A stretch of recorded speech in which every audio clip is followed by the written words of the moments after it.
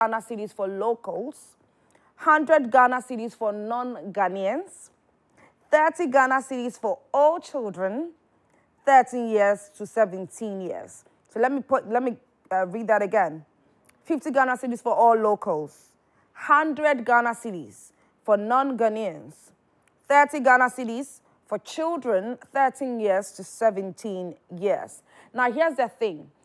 The best way to do this, because you see the figures are looking at 50 cedis, 100 cedis, 30 cedis, maybe you would give a 200 Ghana cedi note and you're waiting for change. It is now that the person at the entrance is going to look for change and all that. So to avoid all these things, what we are saying is it will be best you pay via Momo. And after you pay via Momo, you have to ask for a receipt. They have to give you a receipt at the entrance. So please, if you can get, or before you get to the entrance, if you can get 50 Ghana cedis, actual 50 cedis, actual 100 Ghana cedis, or actual 30 Ghana cedis, it will be very easy for you to do the payments and get your receipts. But then if you have a note that is more than any of these figures, and then whoever is at the entrance will have to go and roam to get change for you, it could be too tiresome. So it's either you get the actual figures to pay at the entrance, or you pay via Momo so you don't go through that stress. Entry fees applies to anyone entering the castle unless given clearance by the organizers or castle officials. So today being the 19th of August, we are starting at 3 p.m. to 5 p.m. and we are commencing with the silent procession through the township. It's an all-white attire. Last year, it was very fantastic. And I know that this year's would be splendor, full of splendor as well. So silent procession through the township is an all-white attire. Then exactly at 5 p.m. to 5:30 p.m. will be the official opening declaration by the team within the castle, plus opening of Shika Shika Art Fair in the garden. Then at 5:30 p.m., so it's just going to follow one after the other. 5:30 p.m., right afterwards, we are going to have royal music performance by Osu Clotte School of African Music. So that would be for 30 minutes. So 5:30 p.m. to 6 p.m. Then from 6 p.m., right after the royal music performance is over, we are going to have the Gara Music Center perform as well for 30 minutes. So it will be from 6 p.m. to 6:30 p.m. And right after the Gara Music Center performs, we are going to have Nyomo Yejane Cultural Group dance perform as well. And that would also be for 30 solid minutes. Now, here is an exciting one as well. We have film screening and conversations, which will be happening from 7 p.m. to 9 p.m. 7 p.m. to 9 p.m. So today, these are the activities that will be taking place to commence or to kickstart the Chalote Street Art Festival. Now, art installations and exhibition open from 5 p.m. all through till late, while other activities ongoing in the premises. Fair stays open from 9 a.m. till late each day. That will be after the 19th. So from tomorrow going, we are going to have art exhibitions opening from 5 p.m. till late. And then we are going to also have so whilst other activities are going on, you can also go through to feed your eyes with the art exhibitions. And the fair would also stay open from 9 a.m. till late. It's all about Chalote 2024. Okay, and this year's theme is "And now an end to the Empire of Horrors."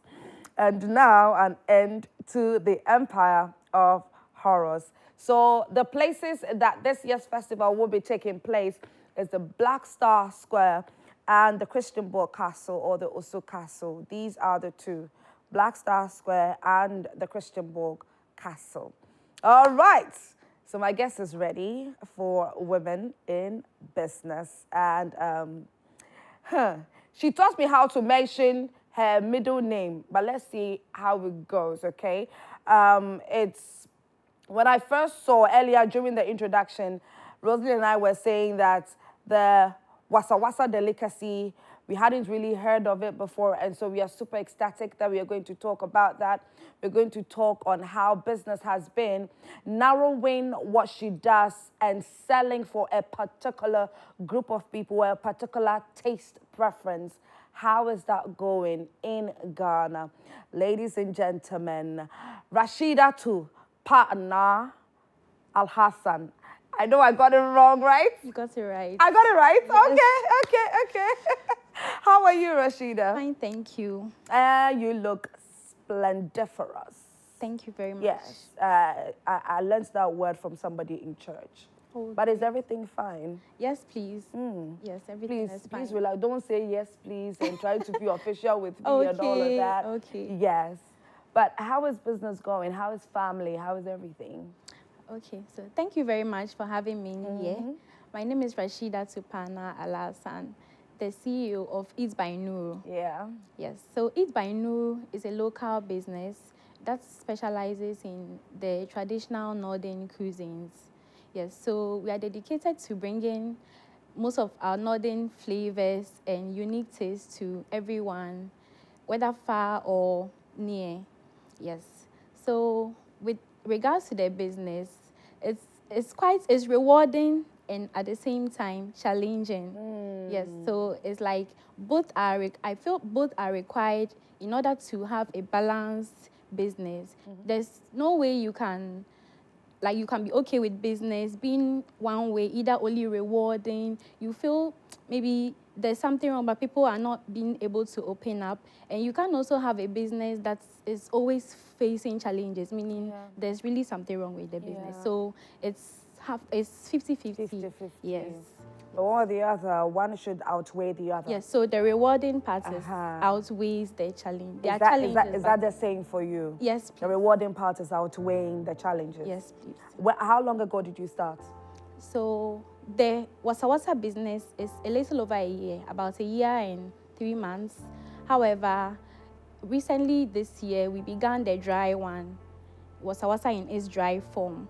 So the Wasawasa is a northern dish that's made from yam flour, mixture of yam flour with water, and then you mold it into granules. So the granules will then be steamed before you can serve it with your favorite proteins or vegetables. So with the dry yam flour. Yes, please. Yam flour or yam peels flour. Or yam peels? Yes. Oh, okay. Yes. It can be prepared from the actual yam itself, and it can be prepared from the yam peels. How is that a way that both are mixed together, the yam peels and the yam itself? Yes, it's very similar because with the peels, it's not the actual darker parts of the peels. The actual darker part is being peeled off. So the inner yam, before you get to the actual yam. Yes. All right. Yes, those are the ones. So it's literally the same as the yam. I actually heard that when it comes to yams, cassava, all of that, the second layer after what you see is very healthy. Yes. But it's highly nutritious. But unfortunately, the way we've been taught to, slice, cut off the skin, slice off the skin when you're preparing yam. Yes. A lot of the times we throw all of that away. Yes, please. Wow. And so another thing is, in the northern region, there's this ecosystem to avoid food wastage or minimize food wastage. So that was how Wasawasa came about. So they learned to reuse the yam peels in order not to waste it, not to waste everything. So that's how it came about. They peeled the darker parts of the flesh off, and then the inner parts will be dried. So once it's dried, it will be taken to the mill and milled into flour. Then the flour will be molded back into the granules. And it's highly nutritious. It contains high amounts of carbohydrates. It also has some amounts of fiber, calcium, traces amounts of calcium and potassium. And all these are necessary for healthy functioning of the body. Yeah, I really like that. So in case you are home and then you are preparing your yams and you're missing out on all the great nutrients that you could be getting from your yams because you peel off the highly nutritious parts. Yes. You can get it from Wasawasa. Yes, please. Nice. I like that. Now let's come to the actual business itself. Okay. Starting a business like this, how did it start for you? What did you have to do to kickstart the business? Okay.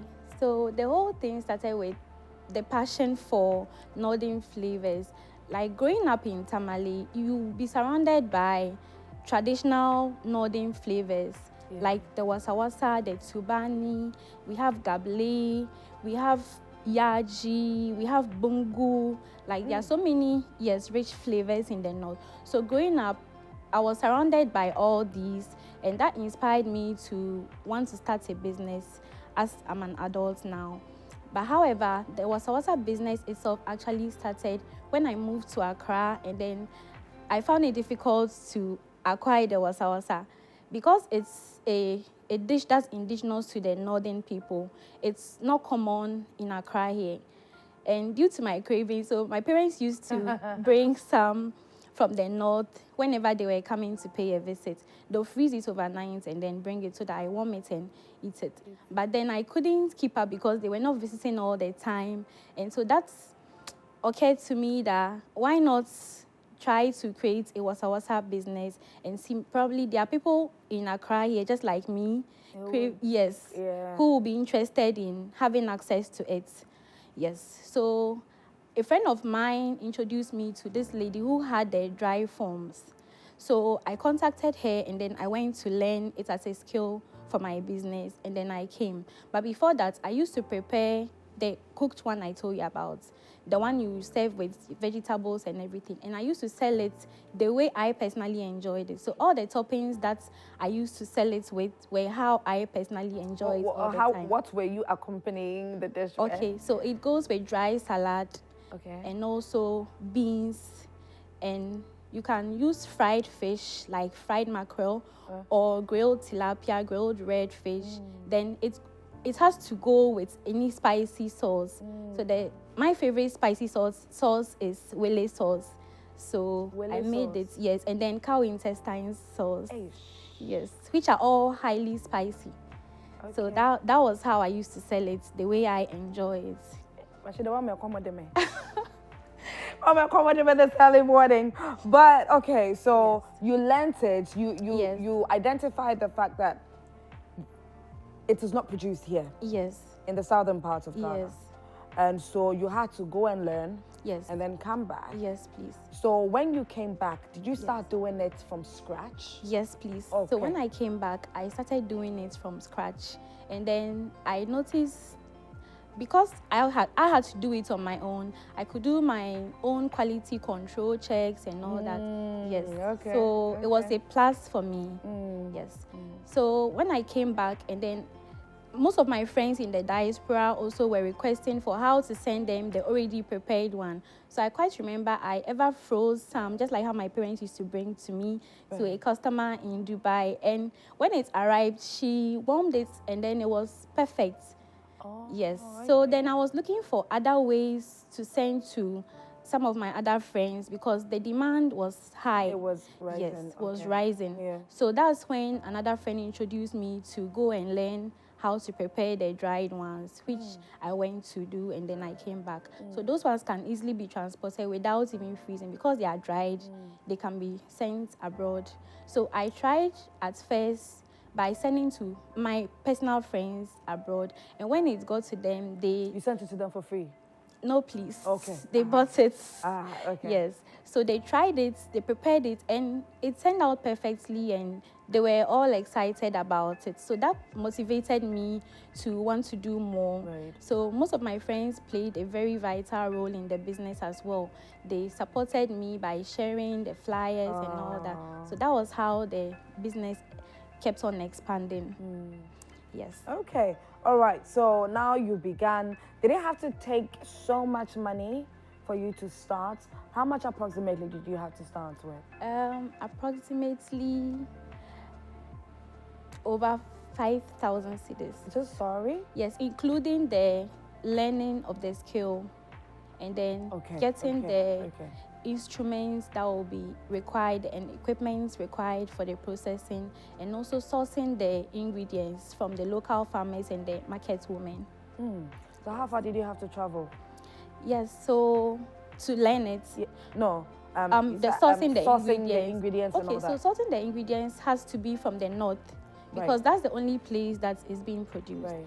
Yes, so all the time I have to travel, or I'll let them send it to me, and then I go and pick up. Yes.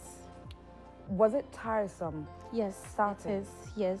What made it tiresome? Yes, it was tiresome because when I got back, I had to learn new techniques or different ways of perfecting the recipes that I had learned. Okay. I wanted to keep the taste unique. I wanted mine to be more unique and then authentic.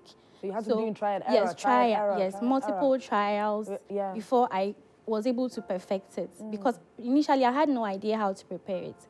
So as a new person knowing how to prepare, I had to do multiple trials to get the right flavors, the right taste, and all that before I was able to start to sell it. So you had to give out a lot of freebies. Yes. For people to be tasting. Yes, to taste and then give me feedback on how they think.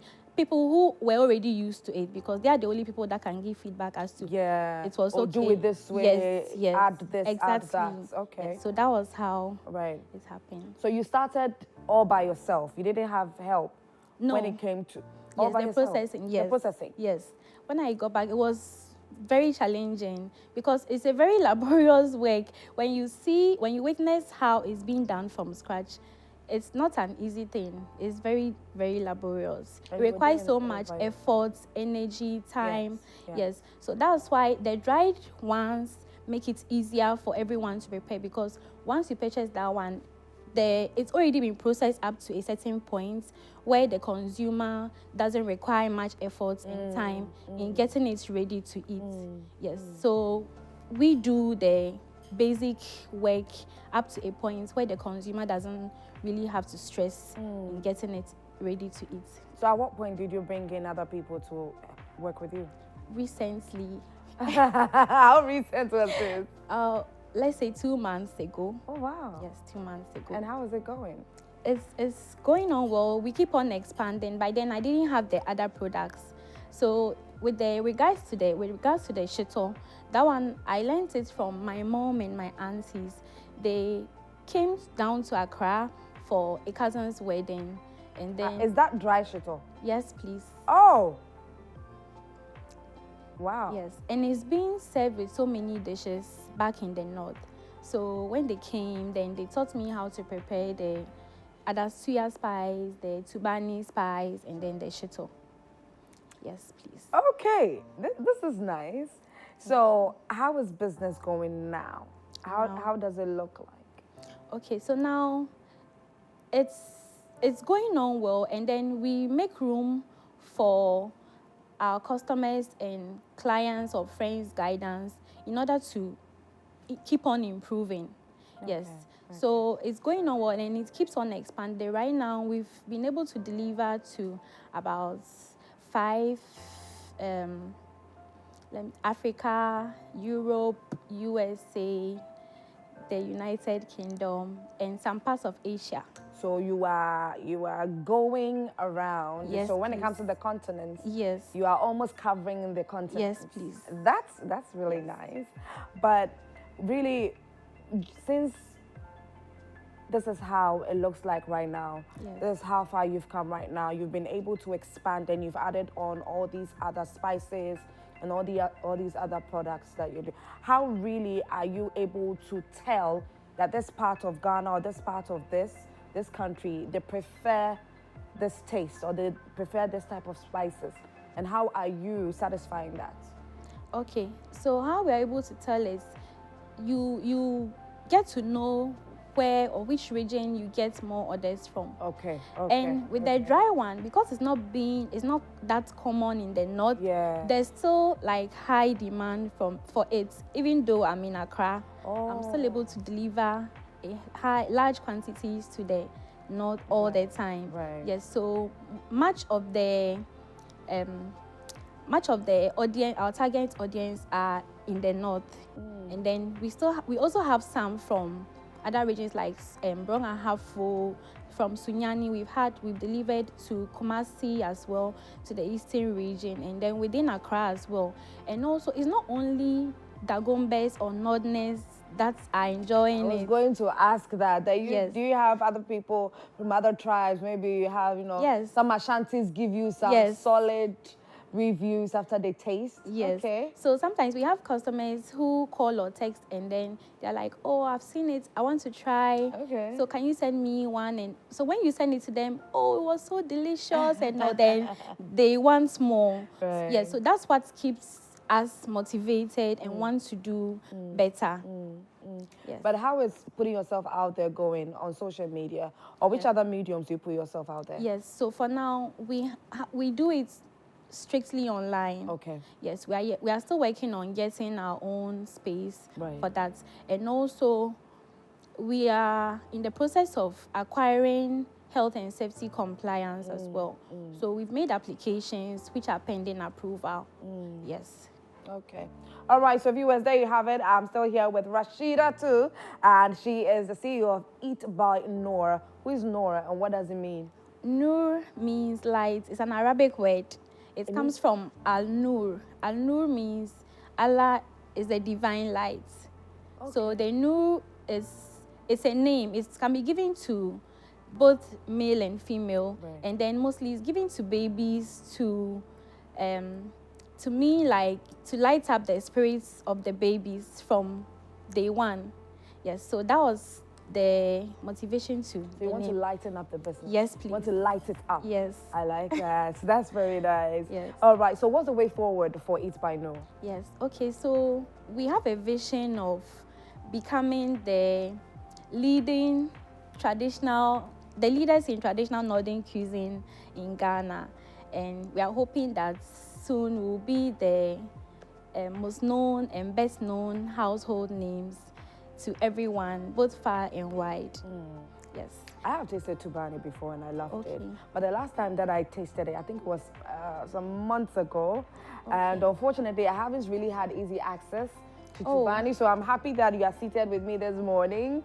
So right after we are done talking, we can talk a little bit more behind closed doors.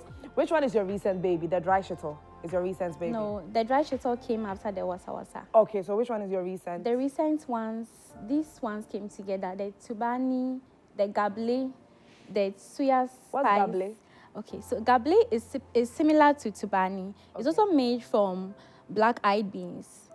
It's also called beans dumplings. I don't know if you've heard of beans dumplings. Okay. Because of the shape after preparation. Okay. But the difference between the Gable and the Tubani is the starch. The Gable has more of cassava, which makes it starchy and appear or taste very soft. However, the Tubani appears a bit more dry than the Gable. So they are made from the same ingredients, but Gable has extra starch. That's the difference. I want to ask you this question quickly, yes. Okay? Looking at the fact that today you hear that, TNT fuel prices have gone up, and you rightly said that most of the times, you have a lot or the majority of your clients from up north when it comes to the dried ones. Yes. So you still deliver to people up north, yes. Right? Yes. If you have to outsource some of the things that you use in your production, definitely you are using car. Yes. And it would affect the end product or the pricing of your products as well. Yes. So let's talk about the pricing. How do you do it? Okay. So with the pricing, we go through all the ingredients required and the quantities that we buy them in. And then we try to, you add them up and then you divide by, let's say, if you prepare 10 packs of the wasawasa, you have to use the ingredients and quantity for the 10 packs and then divide it to get the actual price that you want to use. Yeah, so that's how we do the pricing for all. As the fuel and transportation prices go high, to change pricing. Yes, it affects it. So we've also had smaller quantities, which at least can help some of the clients who cannot afford the larger quantities. So we make some in smaller quantities so that we have lesser prices for the customers to be able to afford it. Then briefly take us through the pricing of the products we have displayed here. Okay, so this is the Tubani. This one is in 500 grams and it goes for 55 cedis. Okay, 55 cedis. Yes, and this is the suya spice. This is in 500 grams, but this one goes for 100 cedis.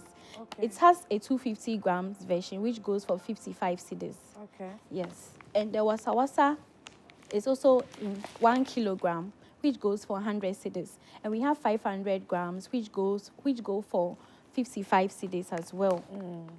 The gable mix powder, this is in 500 grams. It's also going for 55 cedis, and it has 1 kilogram, which also goes for 100 cedis. The shito, with the shito, this is the 200 grams. It's 100 cedis, but we have smaller ones in strip form, which are 50 grams, and they go for 35 cedis. Yes, and then we have the Tubani spice. This is in 250 grams, also going for 55 cedis.